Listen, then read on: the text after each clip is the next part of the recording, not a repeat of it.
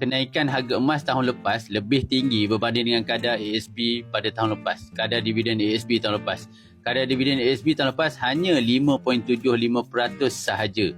Berbanding dengan kenaikan harga emas tahun lepas adalah 22.9%. Dalam tempoh setahun, emas naik 22.9%, tuan-tuan. Nampak dekat situ? Dalam jangka masa panjang sebenarnya lebih menguntungkan simpan emas berbanding simpan dalam ASB. Tapi saya bukan nak kata jangan simpan dalam ASB. Saya nak tunjukkan dekat sini, untuk long term sebenarnya kalau tuan-puan ada sebahagian duit yang memang tak akan digunakan dalam tempoh masa 2 tahun, tukarkanlah kepada bentuk emas. Supaya apa? Supaya satu, dapat melindungi nilai kuasa beli tuan-puan.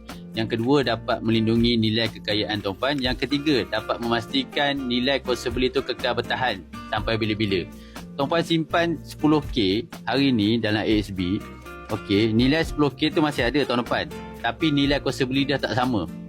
Dah tak sama tuan-tuan. Kenapa tak sama? Kita ambil contoh dekat sini tuan-tuan. Tahun 2021, okey, 2021, saya cuma perlu bayar RM12,900 untuk dapatkan 50 gram. Hari ni 2025, kalau saya nak beli 50 gram ni, saya kena bayar tuan-tuan sebanyak RM23,023 untuk dapatkan 50 gram. Nampak tak? Kena tambah lagi duit, kena tambah lagi perbelanjaan untuk dapatkan barang yang sama yang saya beli dulu. Nampak tak dekat situ? Nilai duit kita makin kecil setiap tahun.